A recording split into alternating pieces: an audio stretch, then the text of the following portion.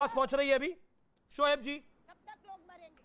जी पहुंच रहे। शोएब जी भैया, बीजेपी प्रेसिडेंट जगत प्रकाश नड्डा ने एक लेटर लिखा और उस चिट्ठी में उन्होंने ये बात को लिखा बहुत स्पष्ट ढंग से कि जो लोग चुनावों में हार रहे हैं वो इस तरह की हिंसा को बढ़ावा दे रहे हैं। क्या आपको लगता है जो घटना हुई जहांगीरपुरी के अंदर, या फिर 9 ऐसे राज्य अब हो गए हैं जहां पर हिंदुओं की शोभा यात्रा पर पत्थर चलाए गए हैं, ये प्लान्ड और सुनियोजित है?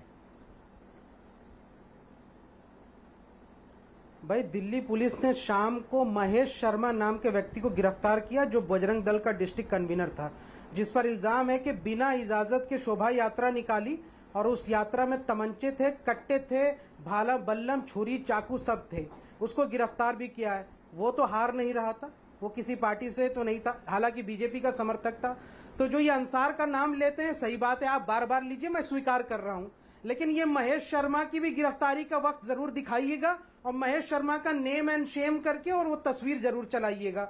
दूसरी बात, चूंकि मैं तकनीकी खामियों की वजह से आरोपी है, महेश शर्मा हो, लेकिन महेंद्र शर्मा हो या फिर दूसरा व्यक्ति हो, अंसार हो, आरोपी तो आरोपी है, आरोपियों को तो पकड़ा जा रहा है जी। और हम ही ने अपने कार्यक्रम में बताया, हम ही ने अपने कार्यक्रम में बताया कि कितनी किसकी गिरफ्तारी हुई है। एक सेकंड, लेकिन मुझे ये बताइए ना कि क्या आपको अंसार की भी, क्योंकि बार बार यही एक लाइन दी जा रही है, उकसाया गया होगा, स्पॉन्टेनियस होगा, लेकिन स्पॉन्टेनियस ढंग से पत्थर भी वहां पे पहुंच गए, पेट्रोल बम भी पहुंच गए, तमंचे भी पहुंच गए। आपने अंसार को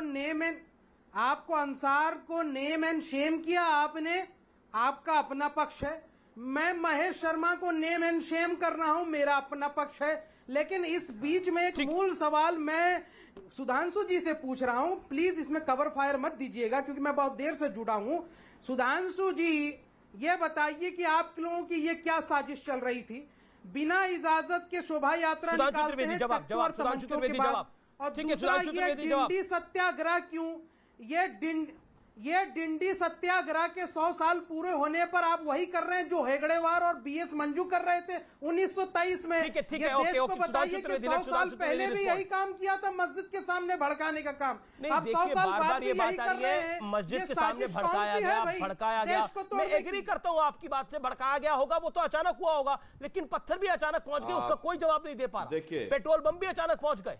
कोई अचानक नहीं हुआ, सब साजिश है। एक बात कहता हूं, बीजेपी, बजरंग दल, वीएचपी मिलकर पहली बात मैं कहना चाहता हूं, कट्टे तमंचे लोगों को देकर के अंसार के लिए छाती को पीट रहे हो बिना साजिश के। कोई सुधांशु त्रिवेदी, ठीक है सुधांशु जी, ये बताइए आप। ठीक है सुधांशु जी, साजिश आपकी है। देखिए शोएब जमाई देर से जुड़े, देखिए शोएब जमाई देर से जुड़े और नेम और शेम की बात करते करते कितनी अच्छी बात इन्होंने कह दी।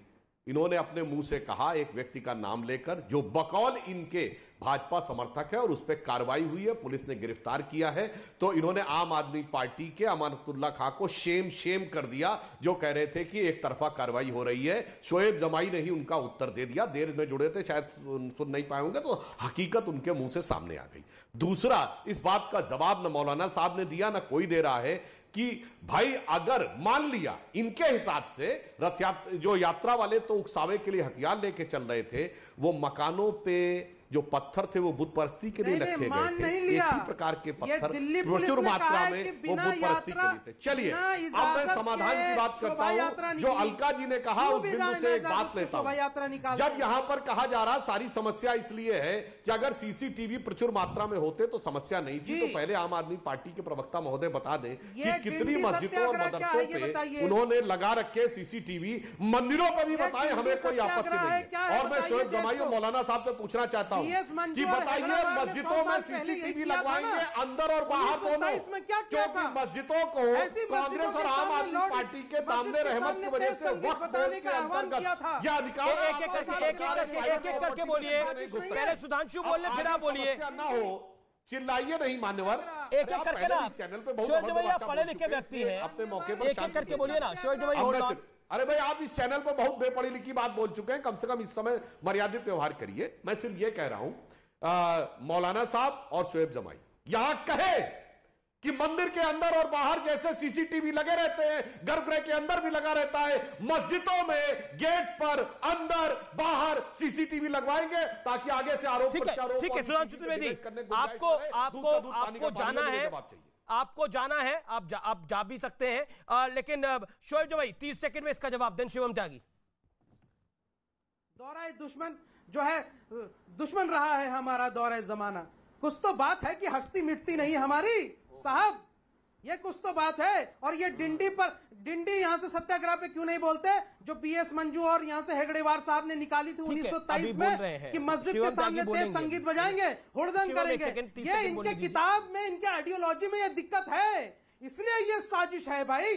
देश को बताइए ना, क्यों नहीं बताते? 27 आइडियोलॉजी नहीं है ये डिंडी सत्याग्रह। पहले मैं एक चीज कहना चाहता हूं अमीश जी, मैं आपके यहां पर बिल्कुल इस प्रोपेगेंडा को नहीं चलने दूंगा। हर आदमी कभी पुलिस को कोट करता है, किसी शर्मा का नाम लेके पुलिस को मान लेता है। पुलिस ने कहीं नहीं कहा कि मस्जिद पर झंडा लगाया गया या वहां नारे लगाए गए। कोई नारा नहीं लगा वहां, कोई झंडा नहीं लगा वहां पर जय श्री राम के नारे लगाए जा रहे थे सिर्फ, और आपसे बर्दाश्त नहीं हुए। जैसे त्रेता युग में जय श्री राम के नारे राक्षसों से बर्दाश्त नहीं होते थे, ऐसे इनसे नहीं हुए, और इस वजह से इन्होंने लोगों को घेरा, वहां पर पत्थर मारे, वहां पर गोली मारने की कोशिश की। कोई नारा नहीं लगा वहां पर गलत, किसी मुसलमान को कोई गाली नहीं दी गई। झूठ बोल रहे हैं ये बैठकर, और अगर सच बोल रहे हैं तो वीडियो लाकर दिखाएं। और अगर सच आम आदमी पार्टी के विधायक बोल रहे हैं कि वहां पर गालियां दी गई मुसलमानों को, तो प्लीज, आपको हिंदुओं ने भी वोट दिया, दिखाइए कौन सी वीडियो है, दिखाइए कौन सा फोटो है, दिखाइए कहां पर झंडा लहराया गया। फालतू का प्रोपेगेंडा टीवी पर बैठकर झूठ बोले जा रहे हैं। कोई नारा नहीं लगा गलत। आपसे जय श्री राम का नारा बर्दाश्त नहीं होता, नहीं होता आपसे राम मंदिर बर्दाश्त नहीं होता। आप नहीं देख पाते बाबरी की जगह जहां राम मंदिर पहले था वहां है। इस वजह से आप उन सब चीजों का बदला लेने की बार बार कोशिश करते हैं। और बता दीजिए इस देश के हिंदुओं को कि आपके घर के आगे से ना निकले, क्योंकि आप तो पत्थर रख के बैठे हैं हर घर पे। जवाब देने को तैयार नहीं है, जवाब देने को तैयार नहीं। All audios down, PCR all audios down. Shoaib Jamai answer this big question. Shoaib Jamai एक सवाल शोएब जमाई को दिखाइए। शोएब जमाई इत्मीनान से सवाल सुनिए। आवाज मिल रही है आपको पूरे ढंग से मेरी? शोएब जमाई आवाज मिल रही है आपको? भाई आवाज नहीं आ रही है। आवाज नहीं आ रही है, अब आ रही है, बताइए। अब आ रही है आपको मेरी आवाज? जी आ रही है, बोलिए। शोएब जमाई सवाल मेरा बड़ा सीधा है। ठीक है, उधर आपका जो आरोप है, ये पुलिस ने नहीं कहा, आपका आरोप है कि वहां पर नारे लगाए जा रहे थे, उसका वीडियो सबूत आप दीजिए और सार्वजनिक करिए। पॉइंट नंबर 2, अगर नारे लगाए जा रहे थे, जो कि वहां पर नारे लगे और अचानक ही मुसलमानों को पता लगा होगा वहां पर कि नारे लग रहे हैं, तो पत्थर कहां से आया वहां पर?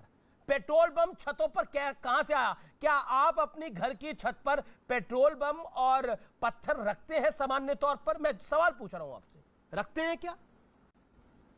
पहली बात तो सी ब्लॉक जहांगीरपुरी की जामिया मस्जिद में न सिर्फ झंडे फहराए गए बल्कि बेअदबी भी की गई और मां बहन की गालियां लगाई गई।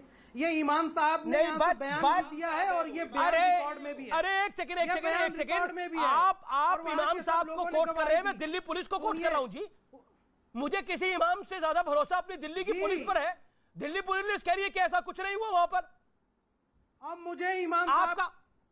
मुझे इमाम साहब की बात झूठी नहीं लगती है। आपको इमाम, देखिए यही फर्क है, मुझे भारत के संविधान पे भरोसा है, आपको इमाम साहब पे भरोसा है। अगर ये दंगाई दंगा नहीं कर रहे थे, महेश शर्मा को क्यों गिरफ्तार किया? पर्टिनेंट सवाल, अगर ये दंगाई दंगा नहीं कर रहे तो महेश शर्मा क्यों गिरफ्तार हुआ?